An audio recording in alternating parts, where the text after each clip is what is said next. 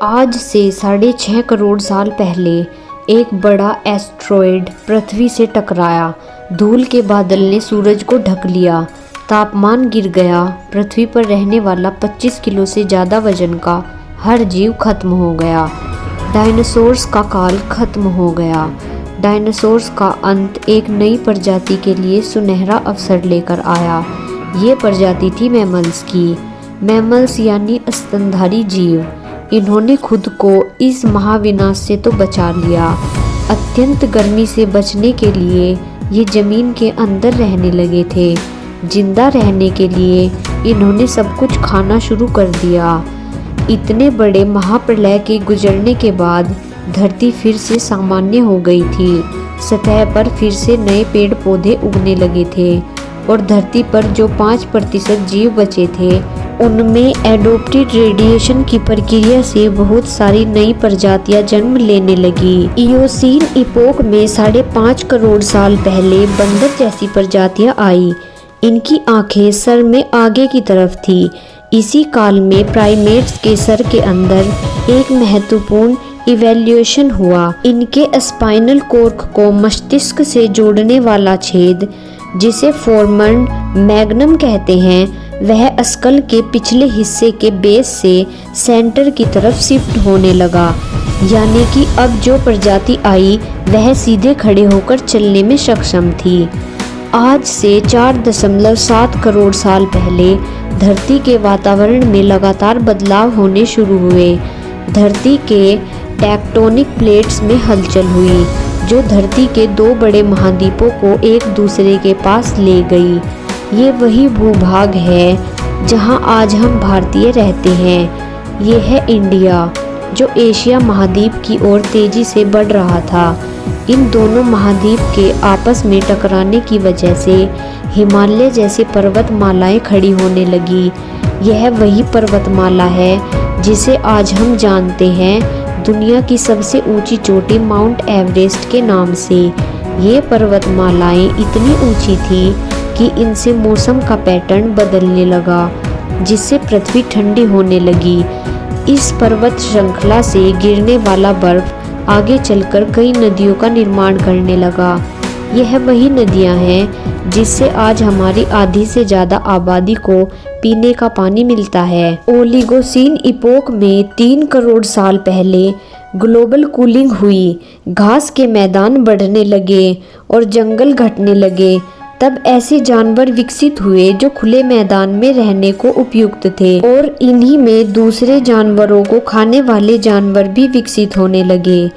1 करोड़ साल पहले पृथ्वी वह रूप लेने लगी थी जिसे आज हम देख रहे हैं। धरती का वातावरण लगभग पूरी तरह से आज के समान बन चुका था और धरती के सारे महाद्वीप लगभग जाने पहचाने थे। लेकिन परिस्थितियां फिर से बदलने लगी। 40 लाख साल पहले धरती की टेक्टोनिक प्लेट्स में एक बार फिर से हलचल हुई और अफ्रीका के पूर्वी इलाकों में एक नई पर्वत श्रृंखला का निर्माण हुआ। ये नई पर्वत श्रृंखला थी ईस्ट अफ्रीकन रिफ्ट वैली।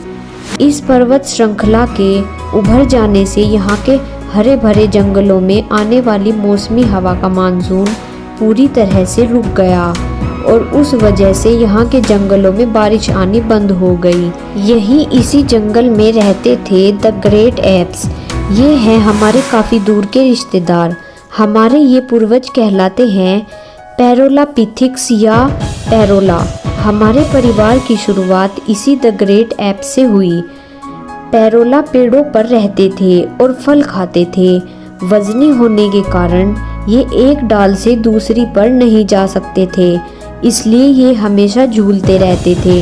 कभी कभी ये अपने 2 पैरों पर भी खड़े हो जाते थे। ये चल सकते थे। आम धारणा की उलट सीधे चलने की अक्षमता जमीन पर नहीं बल्कि टहनियों पर विकसित हुई। बाइपेडालिज्म यानी 2 पैरों पर चलना इंसानों की नहीं बल्कि एप्स की खोज थी। आगे चलकर ये ग्रेट एप्स जलवायु और जगह के अनुसार बदल गए। कुछ चिंपैंजी और कुछ गोरिल्ला में विकसित हुए। कुछ इंसानों में विकसित होने शुरू हुए। वो पूरी अफ्रीका में फैले हुए थे। बारिश के बंद हो जाने से यहाँ के जंगल सूख गए, जिसका सबसे ज़्यादा असर इन एप्स पर पड़ा। जंगल सूख जाने से इन एप्स के लिए खाने की समस्या उत्पन्न हो गई और इसलिए अब ये पेड़ों से उतरकर खाने की तलाश में जमीन पर अपने कदम रखने लगे। ये हैं एडिपिथिकस रेमिडस। ये हैं हमारे पूर्वज जिन्होंने जमीन पर मानव इतिहास का पहला कदम रखा और आज इन्हीं के कारण हमने चांद पर अपना पहला कदम रखा। इनका दिमाग एक संतरे जितना बड़ा था और इनकी लंबाई 4 फीट तक थी। ये हमारे वंश के सबसे पहले सीधे चलने वाले जीव थे। कई हजार सालों के विकास कर्म के बाद ये 2 पैरों पर चलने लगे। इससे ऊर्जा कम खर्च होती थी और ये चलते चलते भी खा सकते थे। 2 पैरों पर चलने से अब ये सीधे खड़े होकर दूर दूर तक नजर रख सकते थे। समय के साथ साथ विकास की प्रक्रिया चलती रही और हमारे पूर्वज धीरे धीरे विकसित होने लगे। 23 लाख साल पहले हमारे पूर्वजों का दिमाग काफी बड़ा हो गया था। ये थे होमो हैबिलियस। इन्होंने पहली बार पत्थर को हथियार की तरह इस्तेमाल करना शुरू किया। जैसे ही इस मामूली से पत्थर पर धारदार किनारा बना, हमारे पूर्वजों के पास एक हथौड़ा आ गया। हमें काटने का हथियार मिल गया, जिससे वह हजारों ऐसे काम कर सकते थे जो वो पहले नहीं कर पाते थे। पत्थर के इस्तेमाल ने अंगूठे और उंगलियों को मजबूती दी, जिससे हम और अधिक कुशल तरीके से इनका इस्तेमाल करने में सक्षम हो गए। समय बीतने के साथ ही हमारे पूर्वज अब समूह में अन्य जानवरों का शिकार करने लगे थे। ये थे होमो इरेक्टस, जो अन्य जानवरों से ज़्यादा होशियार थे। इन्होंने ही सबसे पहले आग का इस्तेमाल करना सीखा। आग की खोज हमारे पूर्वजों के लिए सबसे बड़ी खोज थी। ये उन्हें गर्मी, रोशनी, अंधेरे और जंगली जानवरों से सुरक्षा देती थी और इसी वजह से अब परिवार भी बनने लगे। इन्होंने आग पर मांस को पकाना सीख लिया था। आग पर खाना पकाने का मतलब था कि मांस को चबाने और पचाने में ऊर्जा का कम खर्च होना और इसी वजह से ये ऊर्जा अब उनके दिमाग में खर्च होने लगी और इन्हें कैलोरी और ज़्यादा ताकत मिलने लगी, जिससे हमारे पूर्वजों का दिमाग काफ़ी बड़ा हो गया था। 2 लाख साल पहले आज के इंसान ने अपना रूप ले लिया था। लैरिंग्स यानी आवाज़ की जो नली हमारे पूर्वजों के गले के ऊपर थी, वो अब नीचे आ गई थी। अब हम ज़्यादा जटिल आवाज़ें निकाल सकते थे। हमने बोलना शुरू कर दिया था।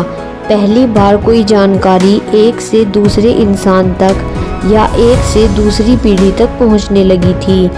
यही वो आखिरी विकास कर्म था जिसके बाद विकसित होकर हम बने। हम यानी होमो सैपियंस। 1 लाख साल पहले इंसान कहीं भी जा सकता था। हमारे पास फुर्तीले हाथ और प्राचीन हथियार थे। हम बात कर सकते थे, आग को काबू में रख सकते थे। अब हम अपने अफ्रीकन घर को और बड़ा कर सकते थे। महाद्वीप यानी कॉन्टिनेंट खिसके तो अफ्रीका और यूरेशिया जुड़ गए और उससे बनी एक बहुत बड़ी ज़मीन जिसका नाम था एफ्रो यूरेशिया। इंसानों के दूर दूर जाने से बहुत बड़ा बदलाव आया। अब हम एक महाद्वीप से दूसरे महाद्वीप में रहने लगे। इसकी वजह से हम उन चीज़ों से बचे हुए थे जिसकी वजह से वानरों के मुकाबले दूसरे बड़े स्तनधारी हमेशा के लिए ख़त्म हो गए। करीब 50,000 साल पहले आइस एज शुरू हो गया और नॉर्थ पोल से आगे बढ़ने लगा। उसी वक्त इंसान चाइना और ऑस्ट्रेलिया तक पहुंच गया था। 30,000 साल पहले इंसान पहली बार यूरोप पहुंच गए। तब बर्फ अपने चरम पर थी। तब इंसान अपनी खोज में नॉर्थ ईस्ट फाइबेरिया के बर्फीले तंडा तक पहुंच गया। आइस एज के इतने कठिन दौर में भी इंसान हर उस हुनर का विकास कर रहा था जिससे कि वो सच्चे मायनों में इंसान बन सके। हमने खुद को उस माहौल में ढाल लिया था। हम ज़्यादा समझदार हो गए। उसके बाद हमने पूरी दुनिया में अपनी बस्तियां बसा ली।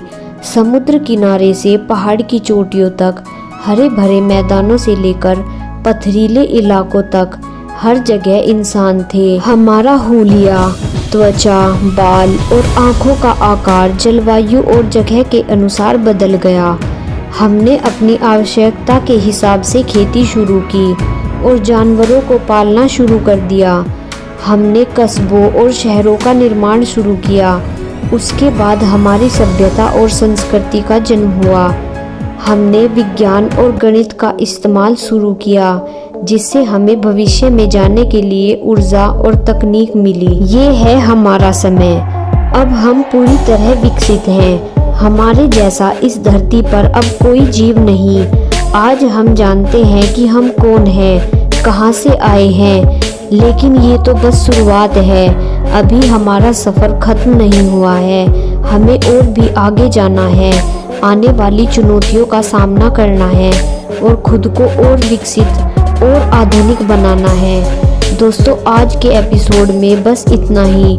वीडियो अच्छा लगा हो तो लाइक करें और अगर चैनल पर नए हो तो चैनल को सब्सक्राइब करें। मिलते हैं नेक्स्ट वीडियो में। धन्यवाद।